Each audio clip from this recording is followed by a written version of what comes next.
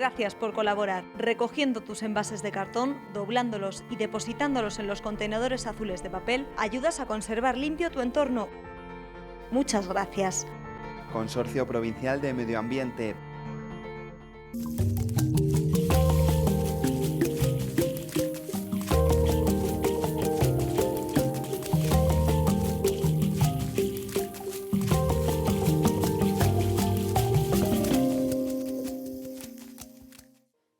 Hoy paseamos por el centro de la provincia de Segovia, por el valle del río Pirón. Por aquí transcurre un camino real que fue escenario de las fechorías del bandolero más famoso de Segovia. En la Cueva de la Vaquera encontramos vestigios humanos que nos llevan hasta el año 5000 a.C.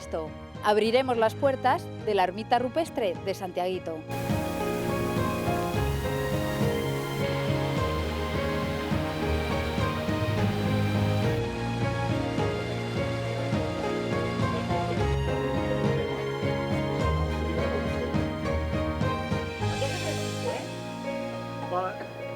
Afluente del Cega, el río Pirón da nombre a varias de las localidades segovianas que se encuentran en su valle.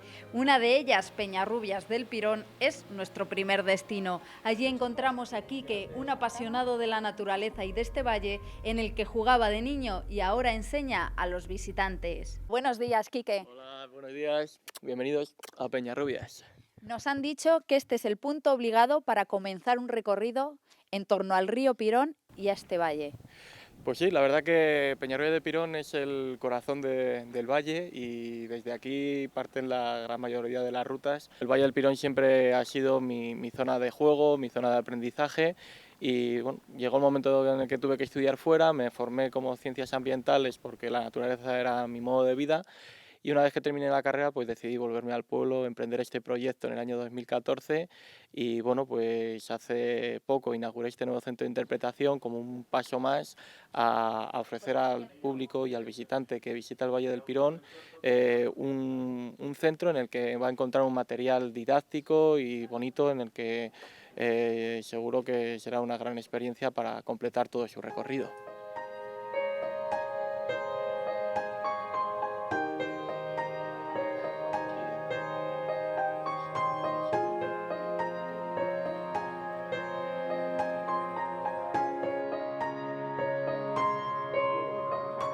El río Pirón nace en la Sierra de Guadarrama, atraviesa toda la sierra, el material granítico de la sierra, hasta que en el fondo del valle pues atraviesa este cañón calizo que al final es como si fuera el primo pequeño de las hoces del Duratón, porque es un material muy similar al que encontramos allí y es en las proximidades de Peñarrubias de Pirón donde este valle se hace más majestuoso en cuanto a la altura y la profundidad del valle, así como la riqueza tanto de flora, fauna y recursos naturales que hay en este entorno del valle. Es una zona quizás poco conocida incluso para los propios segovianos y eso hace que el entorno se mantenga muy natural, muy auténtico y la gente al final le gusta y lo disfruta mucho. Son varios los pueblos que rodean el Valle del Pirón, desde Torreiglesias, Losana, Adrada, luego ya, aunque no pase el río Pirón por allí, pero está Cabañas de Polendos que también está muy cerca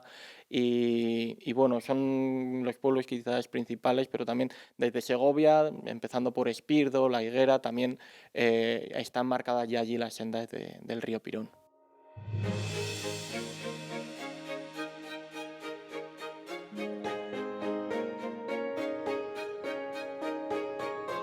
El recorrido que os propongo hoy es quizás el recorrido que más demanda la gente, porque te llevas una idea muy global del entorno y del paisaje, que sería salir desde Peñarrubias de Pirón, pasaremos por todo el Encinar, como te comentaba, hasta que vamos a llegar al río Pirón, a la altura de un molino abandonado, pasaremos un puente del siglo XVI y un poquito más adelante ya entraremos en el Sabinar, en el cañón como tal, llegando a nuestro objetivo, que sería la Cueva de la Vaquera, que es un punto de referencia debido a sus hallazgos arqueológicos, y enfrente de ella encontraremos la ermita de Santiaguito, una ermita rupestre. En este entorno dicen que habitó el bandolero más famoso de Segovia. Exacto, el bandolero del Tuerto Pirón tenía como cuartel general el Valle del Pirón debido a que era poco conocido, debido a sus grandes olmos y sobre todo que los olmos cuando se secaban generaban huecos dentro del propio árbol, ¿no? Eso se conoce como un tocón. Y bueno, pues ahí ese era el lugar idóneo, ¿no?, para que el Tuerto Pirón se pudiera refugiar allí. Hay un romance escrito sobre el Tuerto Pirón que escribió un gran amigo de Masquemonte y de Peñarrubias, que es Ignacio Sanz. Y bueno, pues con el Tuerto Pirón da mucho juego porque al final su espíritu en el recorrido siempre está, ¿no? Y siempre hay que tener cuidado con el tuerto, que es ladrón que nunca avisa, porque es capaz de robarle al cura el copón diciendo misa. Desde Peñarrubias debemos pasar por Torreiglesias y los caminos de cereal que desde este municipio dan acceso a una de las vistas más bellas de este Valle del Pirón. Al fondo del todo tenemos la Sierra de Guadarrama como el sistema central con las altas cumbres de Peñalara, y aquí nos rodean tanto las encinas, que también hemos comentado en el centro, y luego en el fondo del valle, dominando todos esos cortados calizos, está la sabina. Y por último, la vegetación más exuberante, ¿no?, que es la vegetación que sigue el recorrido del río, que son los chopos y los fresnos, que se alzan al cielo rompiendo el techo. A un cielo en el que encontramos al buitre leonado. Exacto, aquí el entorno del Valle del Pirón, en cuanto a la riqueza de aves, es muy buena, porque tenemos una diversidad muy amplia, en la que el buitre leonado es de las especies más fácilmente observables, pero también hay otras grandes rapaces, como pueden ser de la familia de las águilas, o los ratoneros, el alimoche, ¿no?, como símbolo también de Masquemonte, y luego cuando te acercas al río ya son esos pajaritos más pequeños, cantores, que siempre te van alegrando el recorrido, los petirrojos, los pinzones, las lavanderas, en fin, y toda esa fauna avícola, las aves, pues te enriquece mucho el recorrido, por supuesto. Claro ejemplo de por qué el tuerto del Pirón se ocultaba aquí. Exacto, aquí estamos viendo pues esa zona donde el tuerto se escondía, ¿no?, para huir del guarderío, y de hecho uno de los episodios del romance que escribió Ignacio Sanz, pues dice algo así como la Guardia Civil persigue su rastro por las cañadas y en las guaridas del monte donde el tuerto se resguarda, ¿no? Avanzamos un poco más y llegamos a Covatillas, un despoblado habitado hasta los años 50. Junto a él, un puente del siglo XVI por el que transcurre un antiguo camino real, que nos permite dar el salto a la fantasía e imaginar al tuerto del Pirón en alguna de sus peripecias que le hicieron coger fama como bandolero.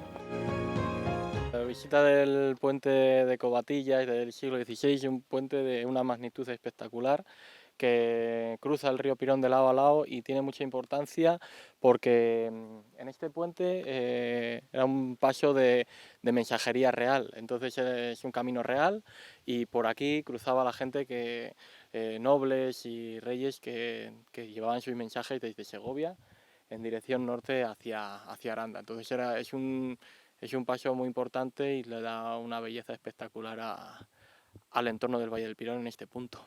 Y en este punto también se habla del tuerto del Pirón porque dicen que sus asaltos eran aquí y por eso los reyes no se libraban.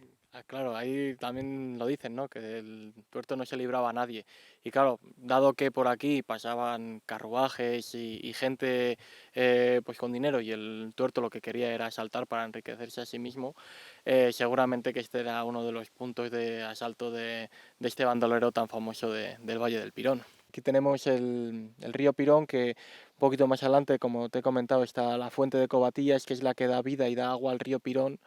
A su paso en este tramo del valle, en Peñarrubias, siempre tenemos agua gracias a esta fuente. Son aguas súper limpias y prueba de ello es que encontramos la presencia, por ejemplo, de la nutria o si hablamos de aves, por ejemplo, el mirlo acuático, que el mirlo acuático es una especie que requiere de aguas muy limpias porque se alimenta sobre todo de insectos y al final los insectos al final la cadena trófica, donde si tienes buena calidad de agua, tienes buena colonia de insectos, y si tienes buena colonia de insectos, pues al final los animales que se alimentan de ellos pues también se estabilizan, como es en este caso el mirlo acuático. Justo debajo tenemos un chopo centenario, y se puede ver cómo hay un agujero en la parte central del árbol, y esos huecos que quedaban en los árboles eran muy usados por el tuerto porque era la mejor manera de esconderse.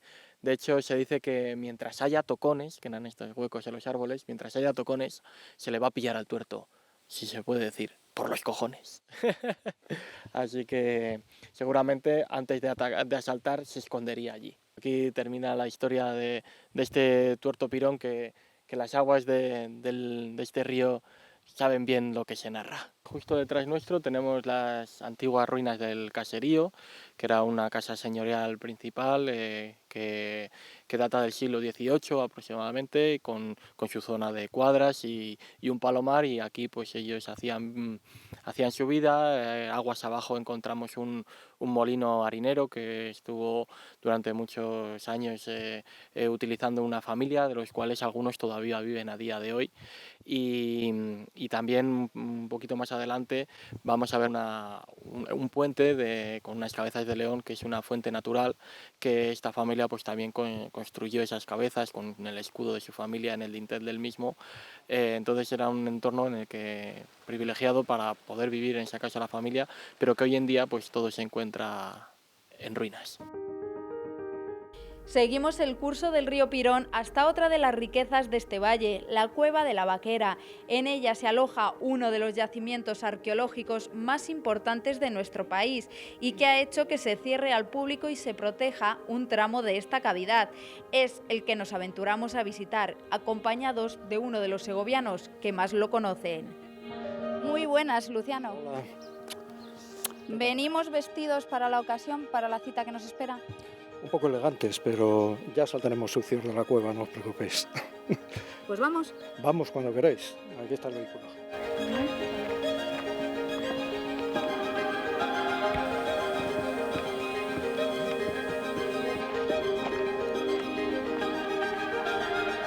Es la que llamamos la entrada arqueológica. Es el acceso al tramo de la cueva que está protegido por las especiales condiciones que tiene su contenido arqueológico para preservarlo de cara al futuro y para nuevas campañas de investigación que sin duda han de hacerse en esta cueva. Estamos en la boca del valle del Arroyo Viejo, del Río Viejo. La entrada que conoce la mayor parte de la gente es la del río Pirón, la Cueva de la Vaquera o Fuente Dura, que también la llaman así, y es la que está abierta, la que es visitable. ¿Cuándo se descubre este recorrido?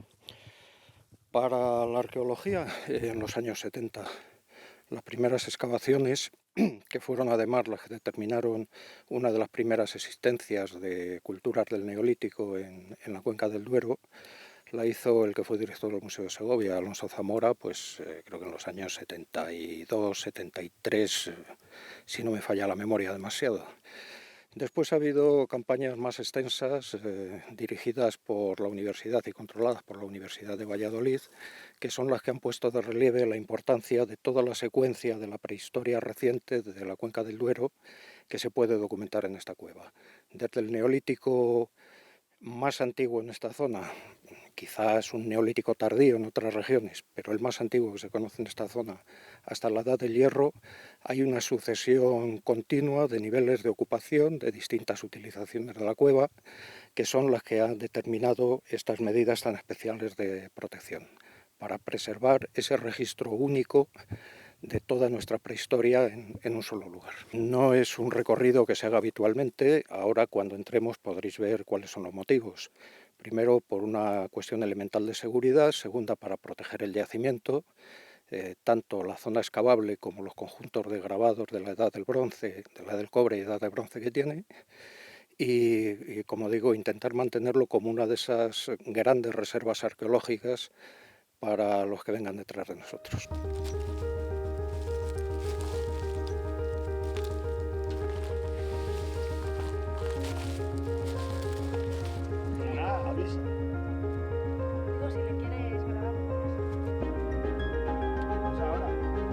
Estamos delante del gran corte de la primera sala de la cueva, un registro de 5 metros largos de potencia, donde desde la roca de base hasta el último nivel, hasta el más reciente, se van solapando, superponiendo todas las capas que representan la prehistoria reciente de esta zona de la meseta central.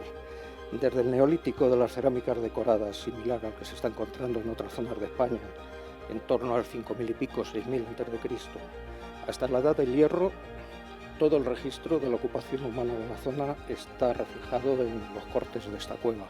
De momento se ha centrado mucho la investigación en el neolítico por la novedad, pero queda por estudiar, y están en ello ahora mismo, todos los registros de la edad del bronce y el resto de secuencia que se ha documentado. Nos imaginamos una entrada muy diferente a la actual en aquel momento. Sí, sin duda. Los niveles neolíticos son niveles de habitación. Podemos imaginarnos una boca de varios metros de ancho y varios metros de alto, que sería la que permitiera el acceso y diera habitabilidad a esta gran sala. ¿Qué restos se han encontrado de estos pobladores y qué nos dicen de ellos? Pues nos hablan de una población que manejaba y fabricaba ya perfectamente la cerámica a mano, con decoraciones muy complejas, incisas, impresas, algunos vasos recubiertos con una capa de barro fino rojo, de cerámicas a la almagra se denominan, que tallaba todavía la piedra, tallaba alsiles, tenía también hachas y otros objetos de piedra pulimentada, y vivía básicamente de una economía mixta, agrícola, ganadera, de amplio espectro, cultivando una cierta variedad de cereales y gobernando rebaños fundamentalmente de ovicaprinos, pero hay presencia también de otras especies que podían indicar un cierto adelanto en la domesticación, cerdo, vaca, todo estudiado preliminarmente en los cortes, en las secuencias que se han excavado, y que esperemos que en el futuro se pueda complementar, ratificar o completar con nuevos resultados que se obtengan. Es un ejemplo. ¿Cuántos más hay similares aquí en la provincia de Segovia?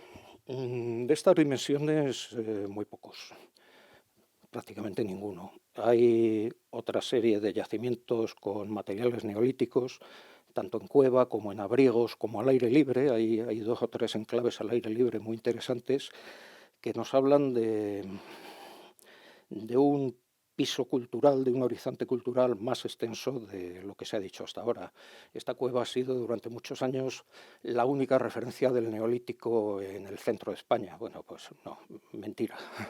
Hay muchos más yacimientos, no solamente en Segovia, en todo nuestro entorno, en toda la cuenca del Duero, también en la meseta sur, que dan un panorama bastante más claro y bastante más intenso en cuanto a ocupación y cultura de lo que se ha dicho hasta hace pocos años.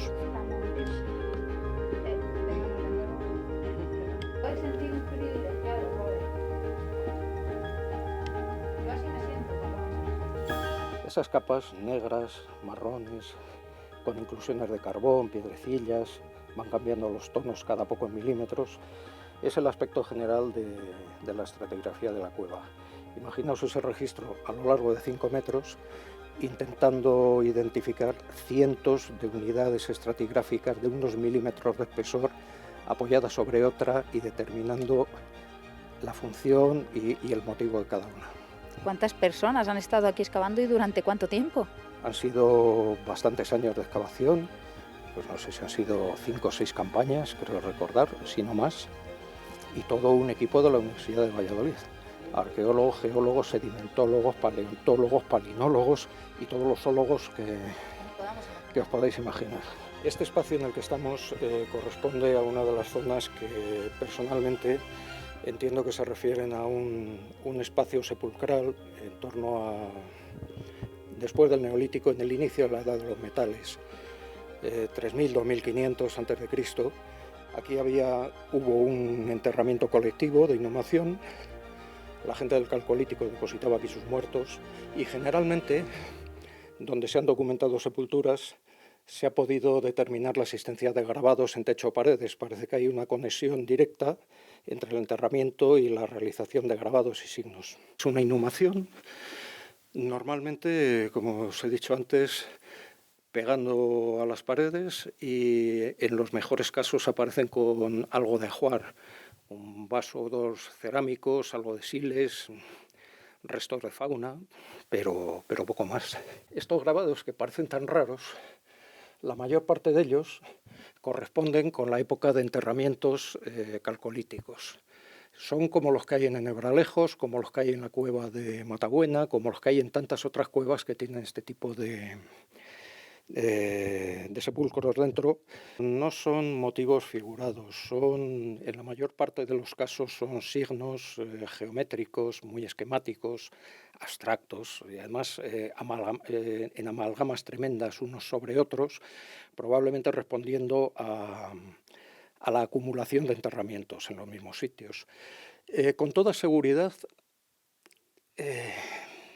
son un medio de comunicación, están diciendo algo, son incluso una forma de localizar, de dar fe de que aquí en este sitio ha pasado un enterramiento. Una cueva de estas dimensiones, por referencias de otras en las que se han contabilizado el número de individuos inhumados, podía llegar fácilmente al centenar de tumbas. Es un momento en el que están empezando a fijarse los primeros poblados con carácter estable. En este momento, poblados, agrupaciones de cabañas de escasísima entidad, pero agrupaciones, y que ya necesitan una cierta estabilidad. Una población agrícola no puede plantar el trigo, la cebada y marcharse a ver qué pasa. Se tiene que quedar a cuidarlo. Eso forzosamente obliga a un sedentarismo, aunque no sea el total de la población. El resto del grupo puede estar persiguiendo las ovejas o las cabras por donde sea, en lo que los agricultores están ocupándose de los campos. Ya tendrán tiempo de reunirse después.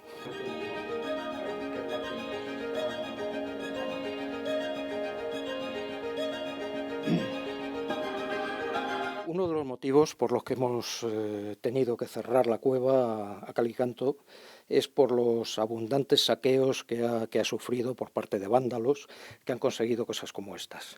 Este montón que hemos dejado en su sitio como escarnio y escarmiento no sé para quién, para nosotros mismos, junto con el clavo de hierro que se dejaron ahí, es parte de un saqueo intencionado de la cueva, que lo único que ha conseguido ha sido destrozar un registro de la Edad del Bronce y dejar las cosas tiradas, perdidas para la investigación arqueológica.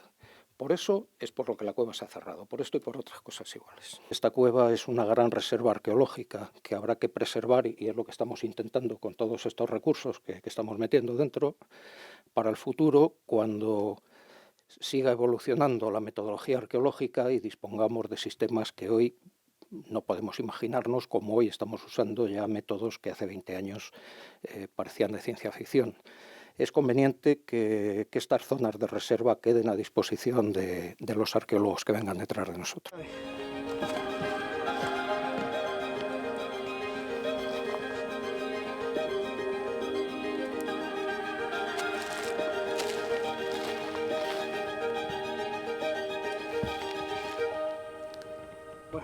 Tenemos que caminar bastante para alcanzar nuestro último destino, una modesta ermita rupestre que cada año, por el 25 de julio, recibe en romería a los vecinos del pequeño pueblo segoviano de Torreiglesias y también de otras localidades cercanas. ¿Qué tal, Yolanda? Hola, ¿qué tal? Muy bien, ¿y tú? ¿De dónde son esas llaves? Estas llaves son de la ermita de Santiaguito. Si queréis venir conmigo, os la enseño. Pues vamos.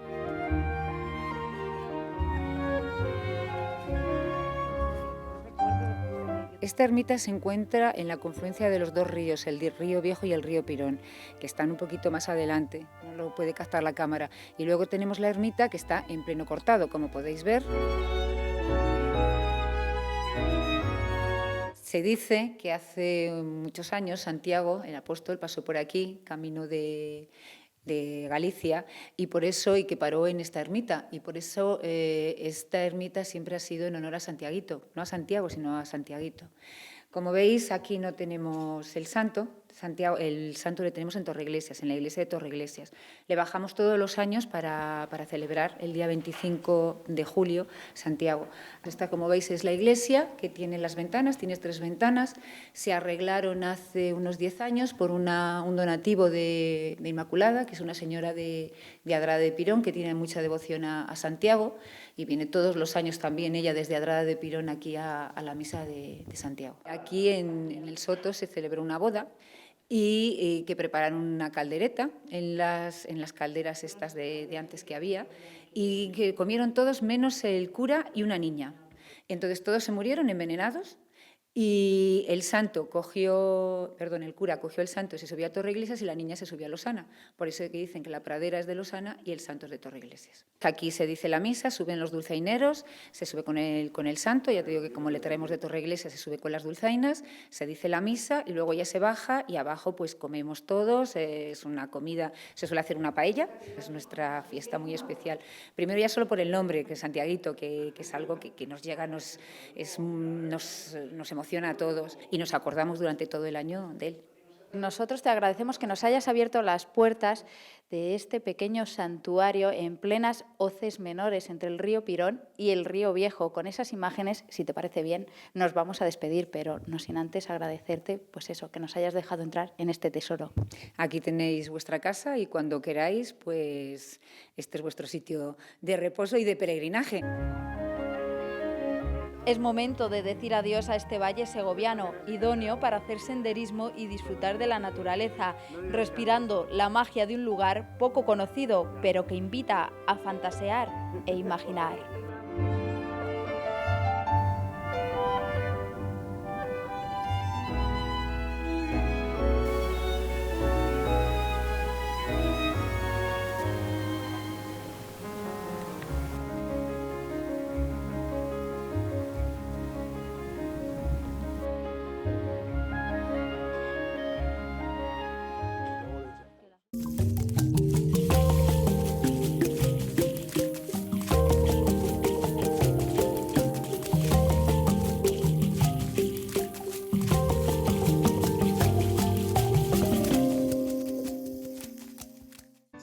¿A dónde vamos ahora?